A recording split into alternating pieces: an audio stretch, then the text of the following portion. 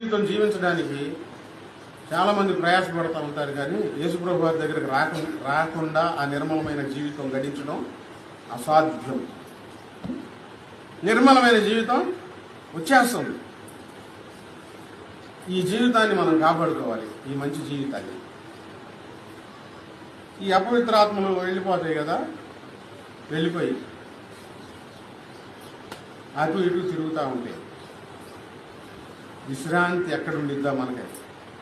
వినండి, దయ్యాలకు కూడా ఏం కావాలి చెప్పండి? ఏం కావాలి దయ్యాలకు కూడా?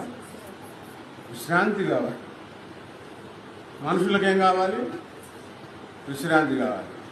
విశ్రాంతి లేకపోతే ఈ జీవితం నెట్టుకొని వెళ్ళడం చాలా కష్టం. దేవుడు అందుకే రాత్రి పెట్టాడు, పగలు రాత్రి పెట్టాడు. ఇకంతా పగులైతే